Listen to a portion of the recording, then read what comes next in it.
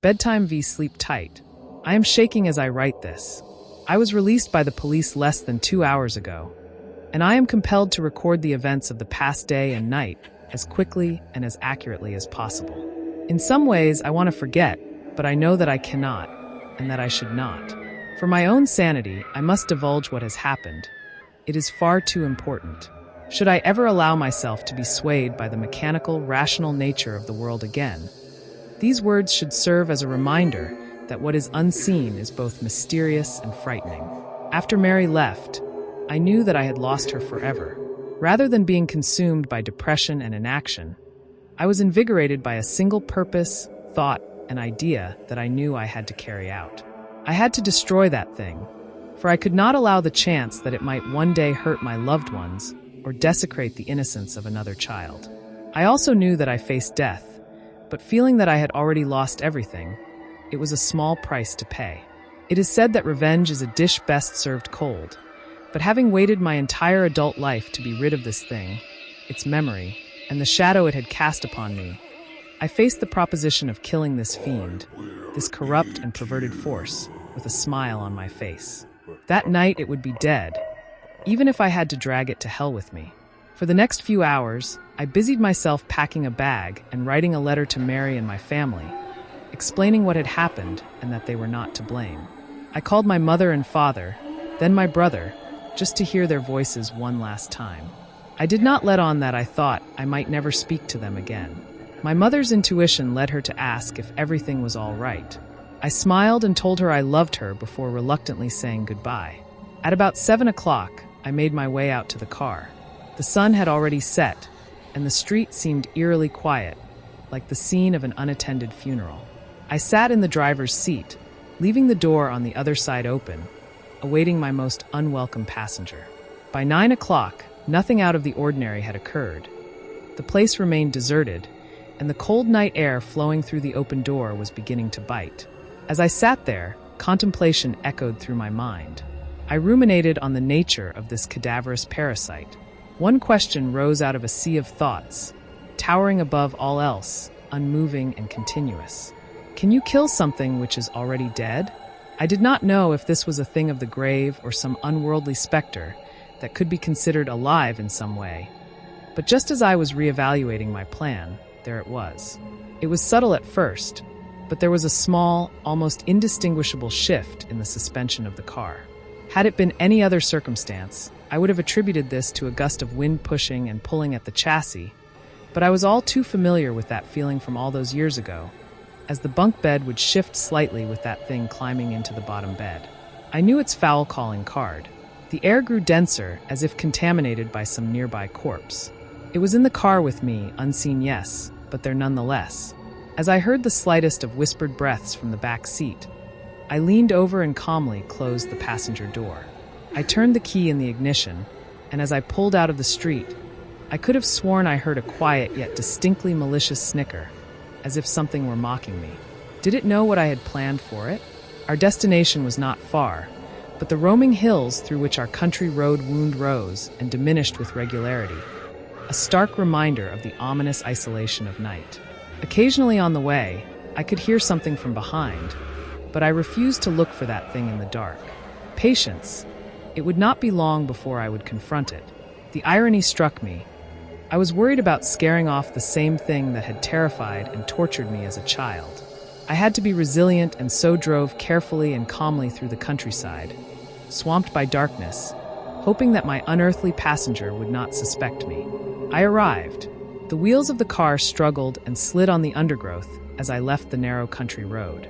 The landscape opened up, and as I looked at the broken and rotting trees around me, I felt that it was fitting to come to this bleak place in the cold night to destroy that bleakest of things. The land suddenly came to an abrupt end. A cliff etched out from an old quarry, looking deep into the black waters of the lake below. The cliff edge was relatively flat and had, in fact, once housed a road that had subsided into the lake decades earlier. The local kids would tell stories about the vengeful ghosts of those killed during the subsidence, but they were just stories. Or perhaps they weren't. In the past, I would have disregarded such tales, but who would believe mine if I told it to them now?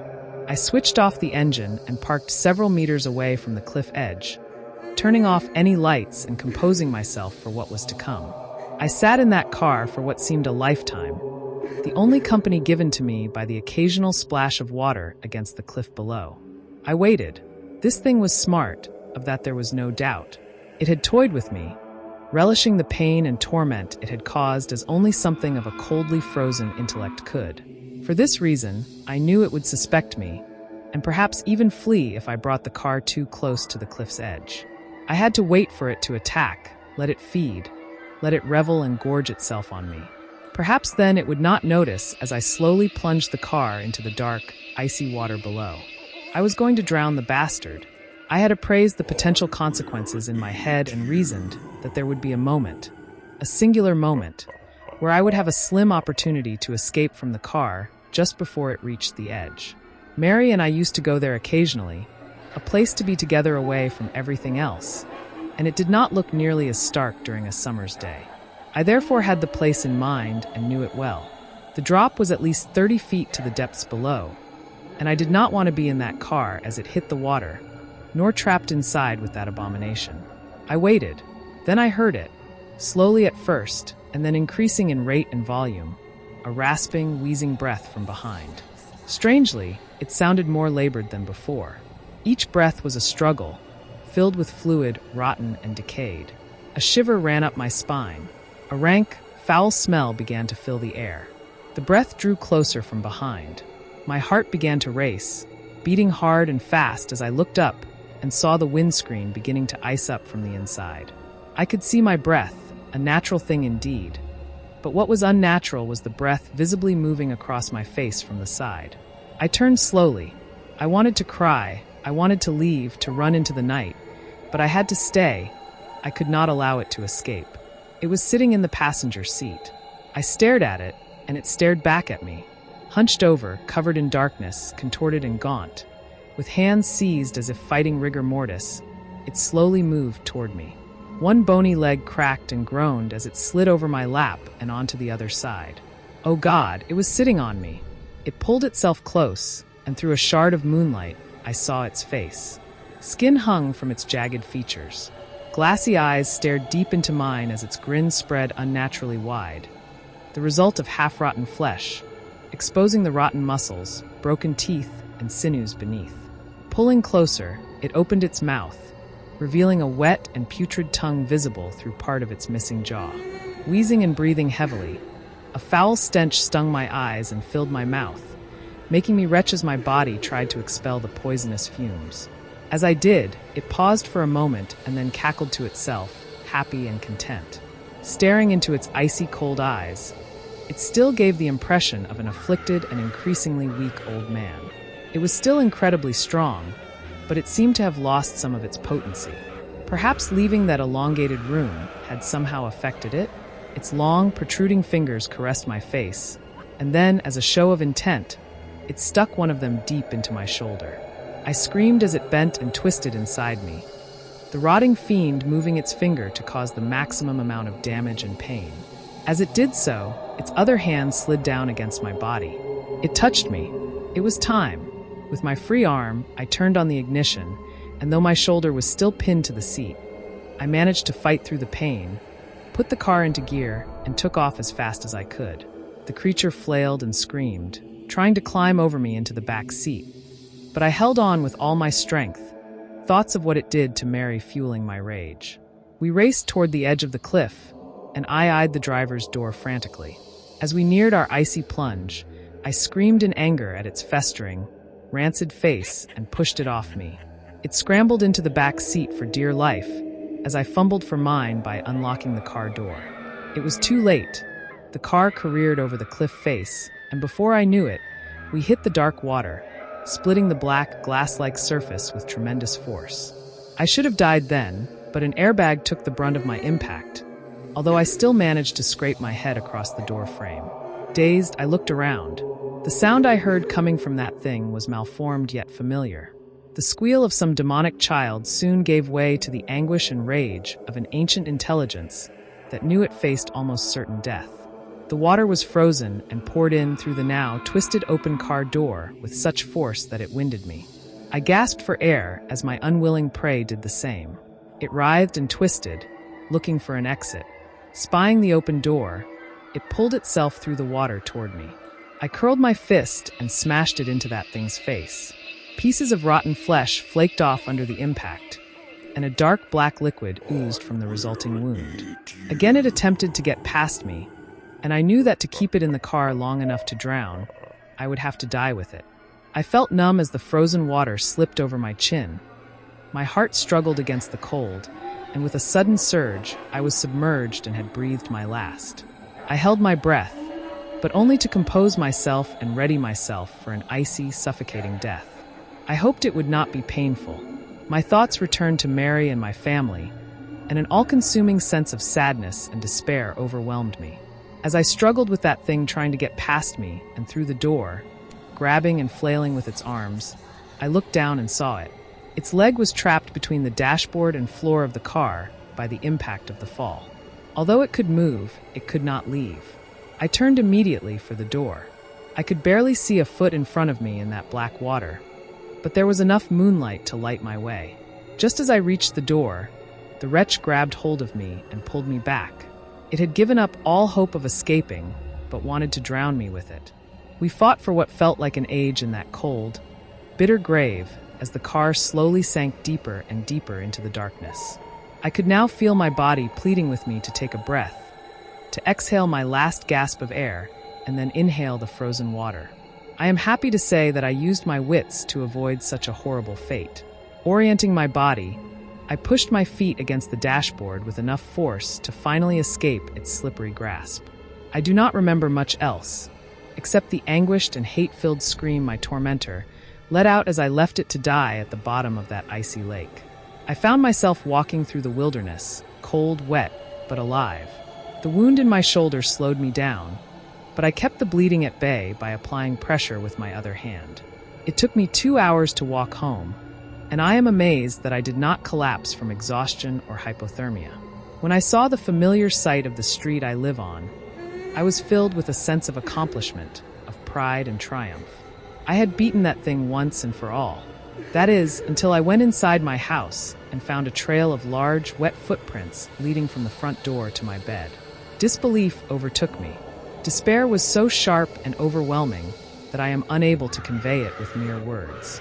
It was lying in my bed, waiting, a white sheet covering its emaciated body from sight. The human mind is a wonderful thing. Just as you believe your body has reached a level of exhaustion it cannot recover from, and your emotions are so frayed that you feel you cannot continue, a thought springs from a weary mind as if by miracle. Let it rest for now. I quietly crept through the dark and picked up my wallet, which I had left on a small coffee table in the center of my living room. Leaving the door unlocked, I went to attend to a new plan and returned an hour later. With a moment's preparation, I slipped into the spare room. There I lay in that unsullied bed, waiting. I was sure this was the end game, that instead of toying with me, it would come for the kill. How it had escaped that watery grave, I did not know, but I would be damned if it escaped again. I could only hope it would sense me from the other room. I closed my eyes, pretending to be sound asleep. Time lumbered on, and although I fought it, exhaustion finally took me, sending me into a deep slumber. I woke with its hands around my neck. It coughed and spluttered on top of me, a rancid black liquid dripping on my face from its facial wounds. I struggled, gasping for air and hoping I had the strength to escape its grasp. But it was too strong, and my hands could not grip it with any conviction, as it seemed to be dripping wet from its plunge into the lake.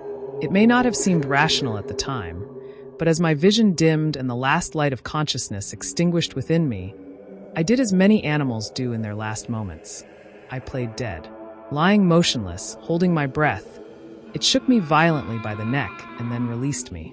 I waited for my moment, my last chance to destroy this thing. Its labored breathing relaxed slightly, and it seemed to stare at me almost quizzically. I remained still, hoping for a shift in its weight that might allow me to throw it to the ground. Leaning down close to me, its wide, crumbling sneer puckered. gathering its putrid saliva in its mouth and what was left of its cheeks. It then showed utter contempt for the living and the dead alike. It spat its festering fluid onto my face, with remnants dripping through a hole in its jaw.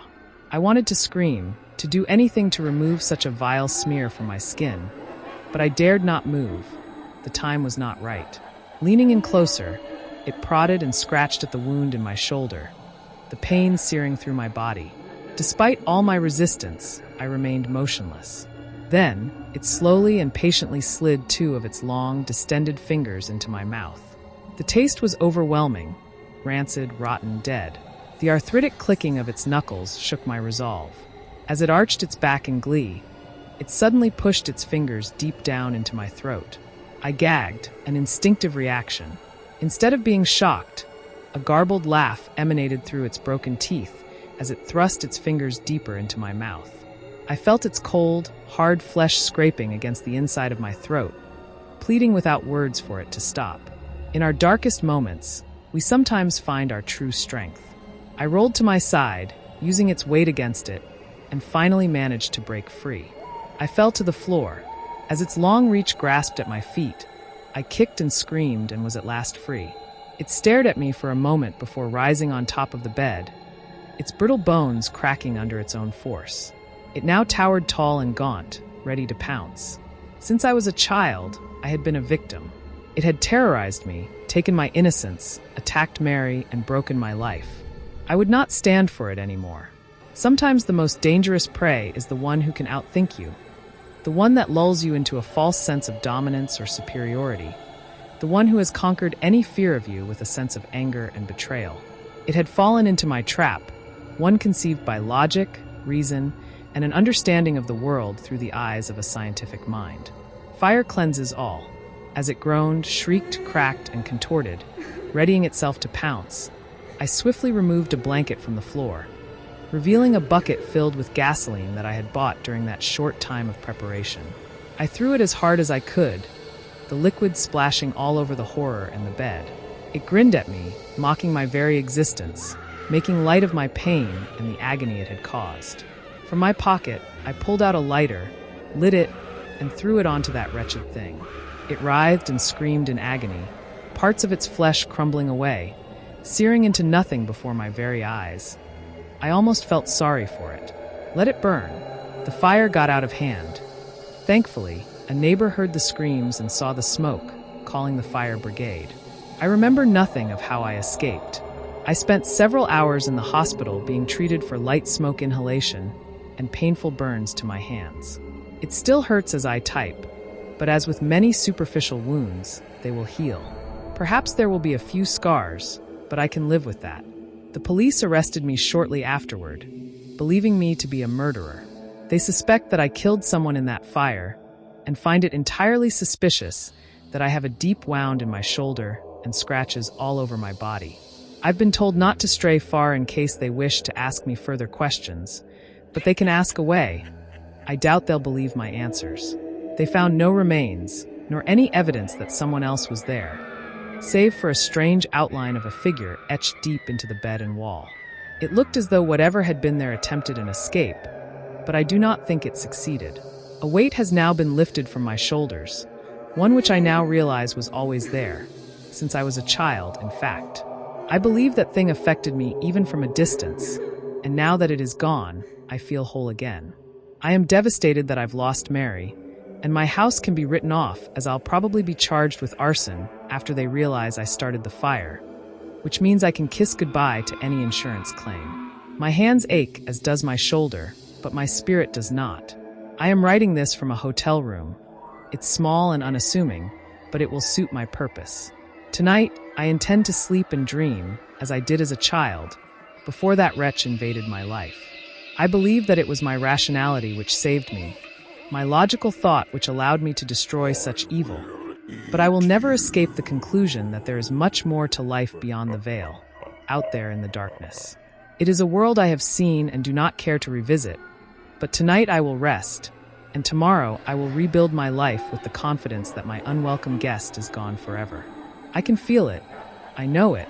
It will take time for me to adjust, and perhaps my mind will play a trick or two along the way. It is difficult to abandon the paranoia of a lifetime. I must learn to accept my safety once again. I refuse to look over my shoulder for the rest of my days, but I will always be cautious. As I lay in the hospital this morning, I thought I felt the bed shake for the briefest moment, but I know it was just my imagination. I am glad I have written down my experiences. It has illuminated much about myself, and most importantly, should anyone ever, God forbid, find themselves in a similar situation, maybe they will know what to do. Now it is bedtime and I must rest. I have never known weariness such as this. Good night and sleep tight. The end.